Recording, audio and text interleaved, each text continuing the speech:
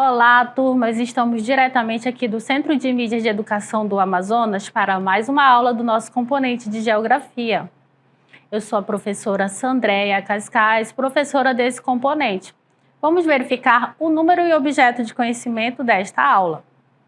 Esta é a aula de número 18 e tem como objeto de conhecimento relações entre os componentes físicos naturais, parte 2.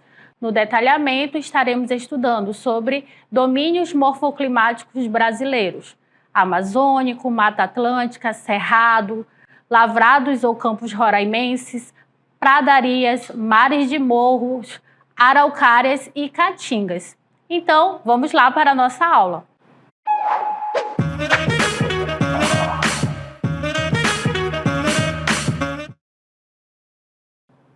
Bem, gente, iremos falar sobre os domínios morfoclimáticos do Brasil, que são grandes áreas do território brasileiro formadas pela combinação do relevo, do clima, da vegetação e da hidrografia, formando paisagens exuberantes no nosso território.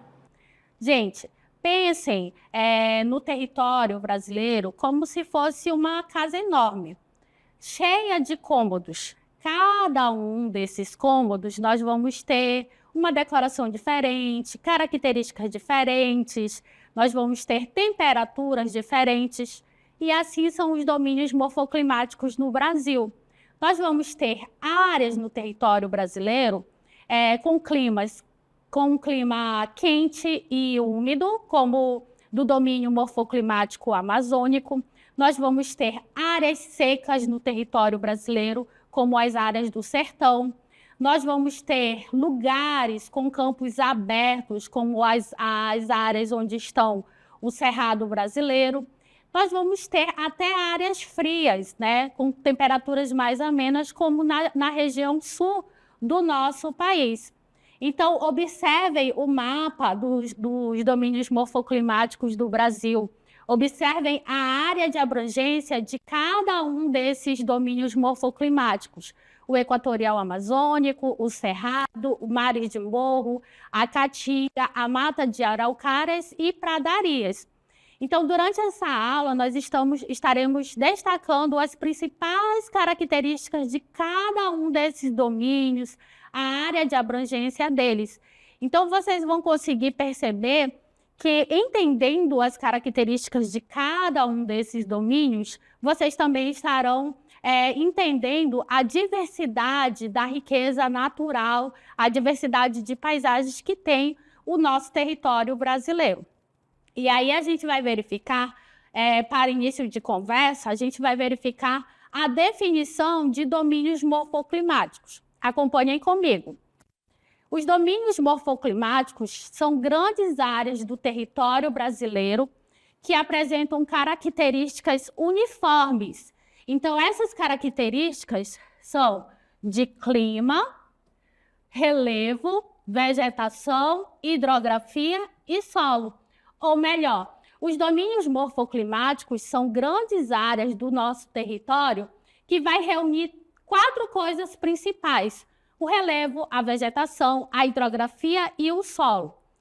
Essa homogeneidade paisagística resulta da interação entre esses elementos ao longo de milhares de anos.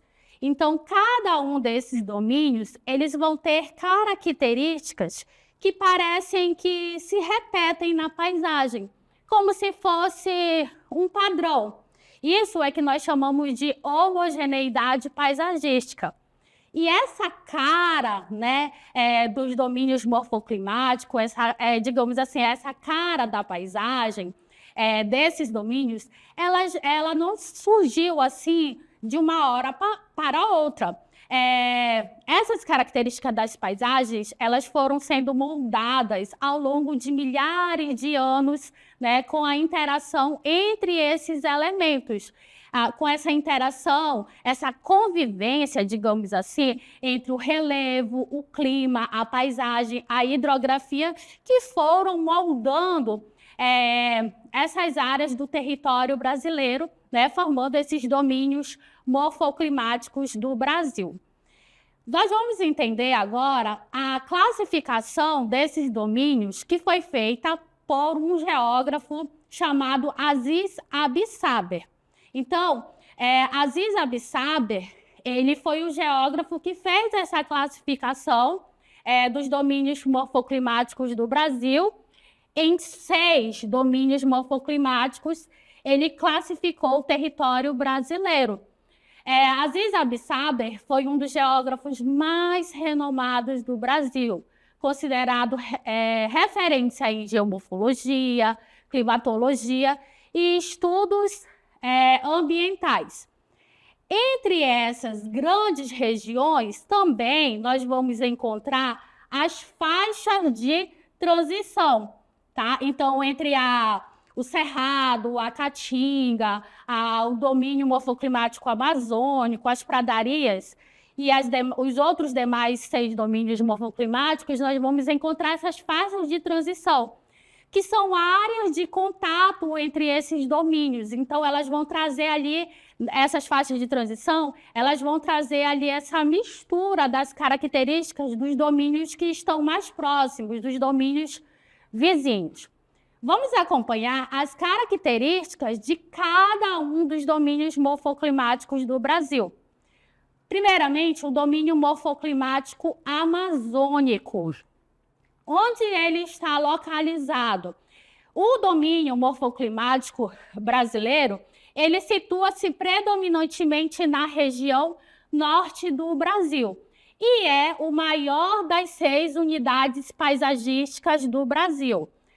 E aí a gente observe o mapa, onde nós vamos ter aí a cor verde, representando o domínio morfoclimático amazônico.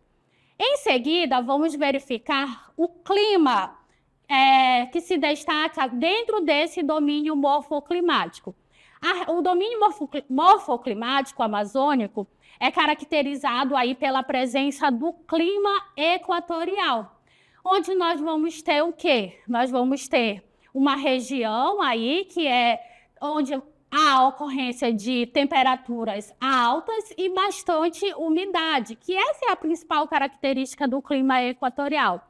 Essa umidade que está associada à presença da floresta amazônica, que se estende aí dentro desse domínio morfoclimático. No domínio morfoclimático amazônico, as chuvas elas são abundantes e bastante regulares. Ou seja, nós vamos ter aí médias pluviométricas anuais em torno de 2.000 a 3.000 milímetros. E nós vamos ter aí a formação de uma cobertura vegetal densa da nossa floresta amazônica e o abastecimento dos rios e dos cursos d'água a partir, né, dessa contribuição das chuvas que são abundantes e regulares na nossa região. Então, cada gota de chuva que cai nesse domínio amazônico vai contribuir aí para o abastecimento dos rios, dos cursos d'água da Amazônia. E isso vai fazer com que, graças a esse abastecimento, certo, nós vamos ter aí uma densa rede fluvial aí, muito importante aí para a nossa região amazônica. Em seguida, vamos verificar o domínio vamos dar continuidade verificando aí a vegetação desse domínio morfoclimático. Estamos falando ainda do domínio morfoclimático amazônico, observando a vegetação. Então, a vegetação desse domínio é formada pela floresta amazônica, e ela abrange um total de 9 países. Então, ela não está localizada, essa floresta, apenas no território brasileiro. Ela vai se estender por outros países vizinhos. Dentro da floresta amazônica, nós vamos encontrar as matas ciliares, que são aquelas matas que estão próximas às margens dos rios. Nós vamos ter as matas de igapó, que estão situadas em um ambiente permanentemente alagado. Nós vamos ter as matas de várzeas, que são aquela vegetação que está localizada ali no ambiente, que é periodicamente inundado. em algumas épocas do ano, quando os rios transbordam, essas matas elas ficam inundadas, e nós temos também as matas de terra firme, que são matas que estão localizadas nos ambientes onde que elas não estão sujeitas à inundação dos rios. Dando continuidade, nós vamos verificar a hidrografia do domínio amazônico. Ele se divide, né, entre bacia amazônica e a bacia do Tocantins-Araguaia. Então, a hidrografia do domínio amazônico, ela tem essa importância, essa contribuição dessas importantes bacias hidrográficas, principalmente da bacia amazônica, que é a maior bacia hidrográfica do mundo.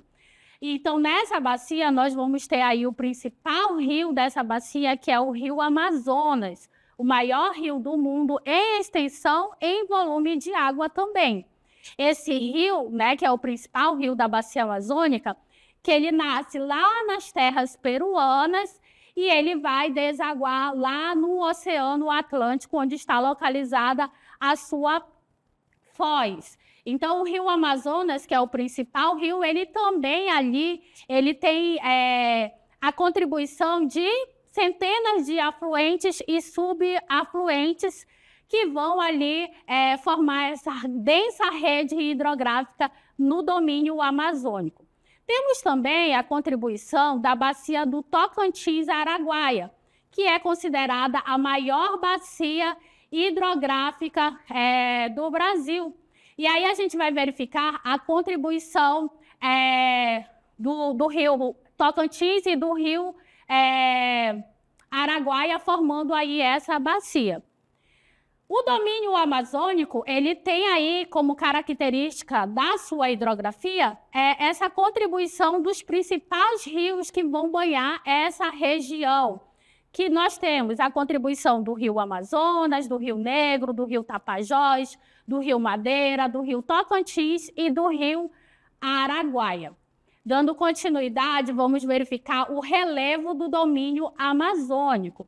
Ele se caracteriza por apresentar áreas de planície e terras baixas amazônicas. Então, nós vamos ter aí regiões planas no domínio morfoclimático amazônico. São terras baixas que predominam, terras que estão próximas ao nível do mar. E nós temos, além das planícies que se estendem formando o relevo do domínio morfoclimático amazônico, nós vamos também ter a presença de planaltos ao norte e ao sul da bacia amazônica, e nós vamos ter também as depressões, que são as formas de relevo dominantes no território amazônico. Os planaltos, eles demarcam áreas antigas e erodidas pela ação dos agentes modeladores do relevo. Então, eles sofrem ali todo aquele processo de desgaste, então eles vão sendo modelados com a ação desses agentes, como a ação do vento, a ação da água, dos rios, entre outros. E o solo do domínio amazônico? Vamos verificar que, em relação a esse elemento, que é o solo, apesar de a nossa região amazônica ela ser rica em biodiversidade, na Amazônia, nesse domínio, os solos eles são pobres em nutrientes e, em parte, são solos arenosos.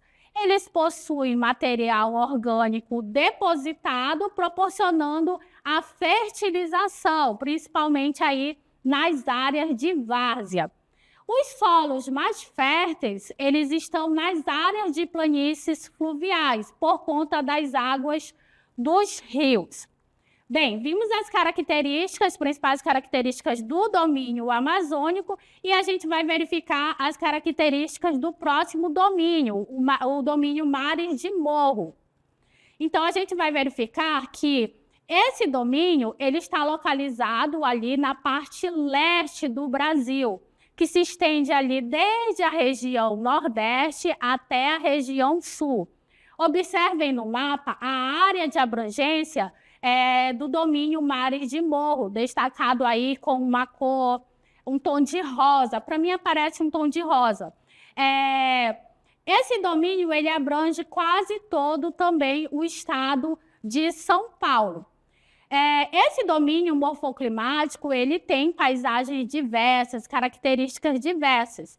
E nós convidamos chamamos, né, o nosso mascote da geografia, o nosso curumim, que ele é muito curioso, ele gosta de pesquisar, e ele foi buscar informações sobre o domínio de mares de morros. Vamos acompanhar o nosso curumim, as informações que ele tem sobre esse domínio. Olá, alunos! Hoje irei explicar um pouco sobre o domínio morfoclimático dos mares de morros. O domínio morfoclimático dos mares de morros abrange integralmente o estado do Ceará, o oeste do Rio Grande do Norte, Paraíba, Pernambuco e Alagoas, assim como o leste do Maranhão e uma extensa área da Bahia. Além dos territórios citados, ele está presente em uma pequena parte ao norte do estado de Minas Gerais. O relevo é marcado por planícies litorâneas, áreas de baixa altitude e serras como a do Espinhaço, a do Mar e a da Mantiqueira. O clima varia conforme a latitude, indo de tropical a subtropical, e a vegetação coincide com a área do bioma da Mata Atlântica. A hidrografia dos mares de morros apresenta 6 bacias hidrográficas, que fazem parte desse domínio, entre elas, bacias do Paraná, do Atlântico Leste e do Atlântico Sul. Obrigada, nosso curumim, pelas informações. Nós vimos aí que o domínio Mares de Morro, ele acompanha ali toda a parte leste do litoral brasileiro, formando uma paisagem exuberante na Mata Atlântica. A seguir, vamos ver a característica de um outro domínio morfoclimático brasileiro, a Caatinga. A Caatinga, ela ocorre na região nordeste do Brasil. A gente vai verificar que esse domínio ele tem predominância do clima semiárido, ou seja, aquele clima lá do sertão nordestino, onde nós vamos ter altas temperaturas e pouca umidade, onde as chuvas elas são irregulares, com longos períodos de estiagem. Então, nesse domínio, nós vamos ter ali a ausência de chuva, que muitas vezes chegam a durar meses, né, sem chuva, sem ocorrência de chuva aí nesse domínio. Esse domínio morfoclimático, né, ele tem essa característica de temperaturas elevadas, com baixa umidade, diferente do domínio amazônico, que as temperaturas são elevadas, mas nós temos no domínio amazônico muita umidade. Já no domínio da Caatinga, onde nós vamos ter a ocorrência do semiárido, já tem pouca umidade. Dando continuidade, a gente vai verificar aí o relevo e o solo desse domínio.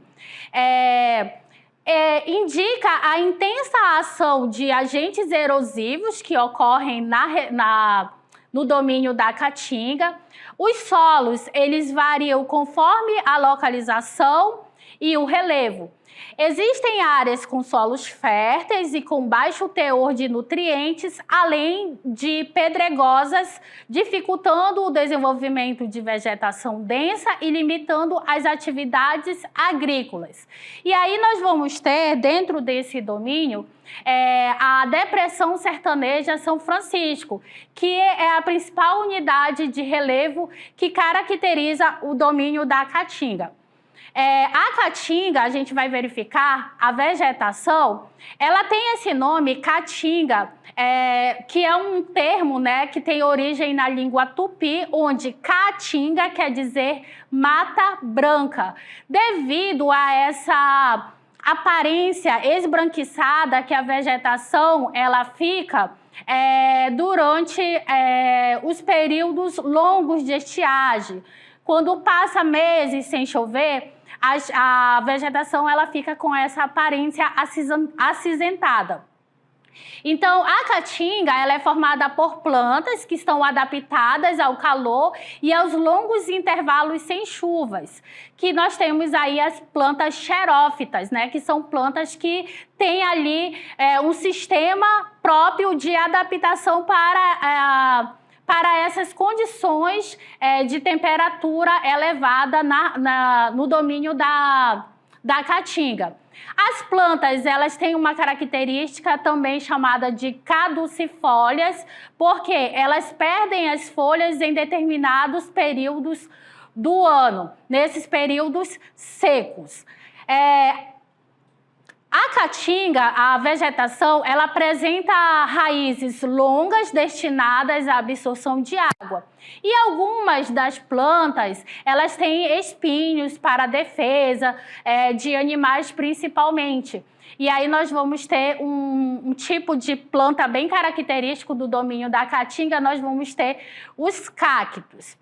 Dando continuidade sobre a hidrografia da caatinga, nós vamos verificar que, em decorrência do seu regime de chuvas, grande parte dos seus rios eles são intermitentes. Como chove muito pouco na área de domínio da caatinga, os rios eles são rios intermitentes, ou seja, eles secam, né, nos períodos de estiagem e eles voltam a reaparecer quando passa a chover novamente. Então, esses rios eles são chamados de rios intermitentes. Mas nós temos também o Rio São Francisco, que ele é um rio perene, além do Parnaíba, do Atlântico Nordeste Oriental e do Atlântico Leste, que constituem a hidrografia aí do domínio da Caatinga.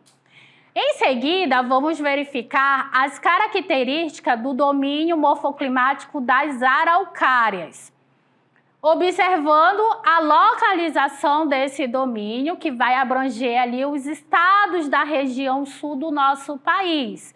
E esse domínio, ele ocorre predominantemente em Santa Catarina e também no estado do Paraná. Lá no Rio Grande do Sul, também ele vai ocorrer ali na parte norte e nordeste desse estado.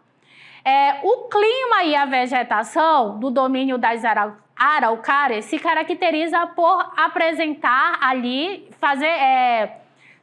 fazer parte do clima subtropical do nosso país, onde nós vamos ter ali temperaturas mais amenas, né? Onde se registram temperaturas mais baixas no nosso país, onde nós temos ali a ocorrência desse clima, que é o clima subtropical, né, que faz parte ali do domínio das araucárias. A vegetação ela é caracterizada por apresentar árvores de grande estaturas, de grande porte. Observem aí essa imagem.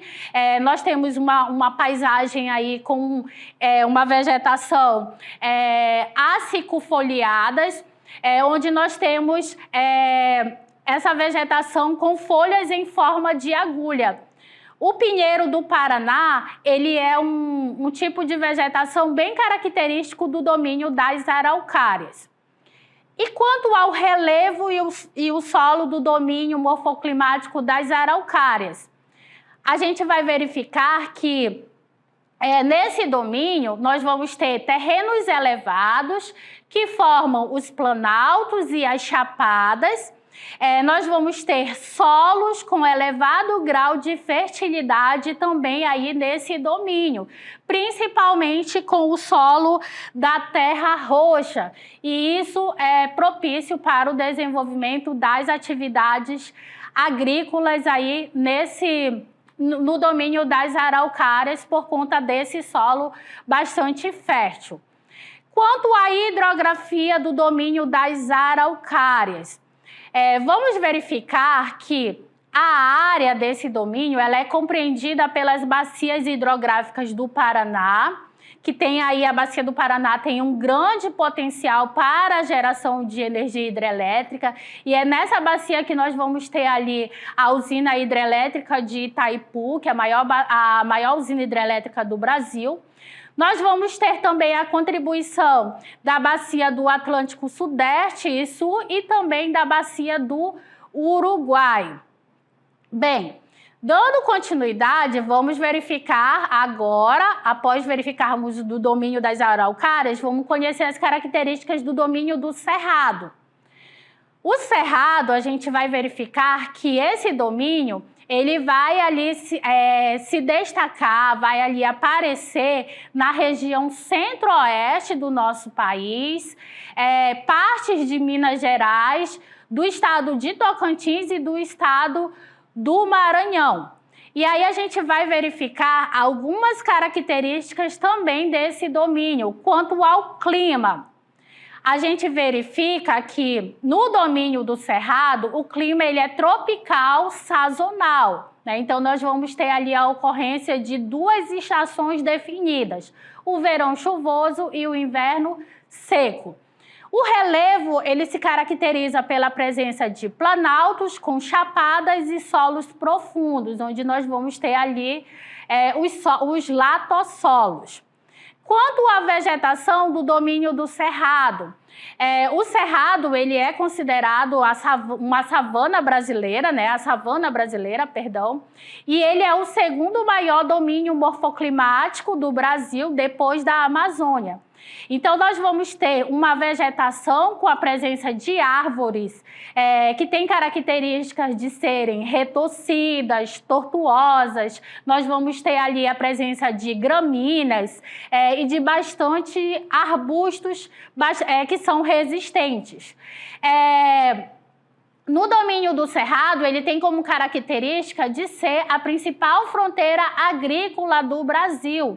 E aí nós vamos ter ali o cultivo de soja, de milho, entre outros cereais, entre outros produtos agrícolas, e vão fazer com que, em decorrência disso, nós vamos ter muitos impactos humanos e ambientais ocorrendo no domínio do Cerrado. Por conta do desmatamento, nós vamos ter aí o desgaste do solo, entre outros problemas ambientais em decorrência aí dessa fronteira agrícola no Cerrado, onde nós vamos ter esses diversos cultivos.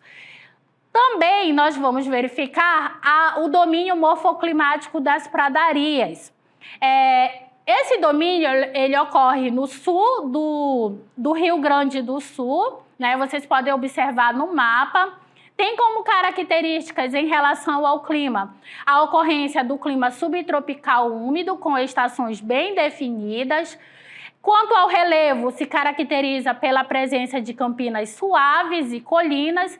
E quanto à vegetação, nós vamos ter a presença de gramíneas, né, que são importantes aí para o desenvolvimento de pastagens, né? E nós vamos ter essas gramíneas, que são essas pastagens naturais, e nós vamos ter também arbustos isolados, formando aí a vegetação nesse domínio. Os impactos humanos, eles também são constantes no domínio morfoclimático das pradarias, principalmente em decorrência da pecuária extensiva e da monocultura, né, com o cultivo principalmente de soja e arroz.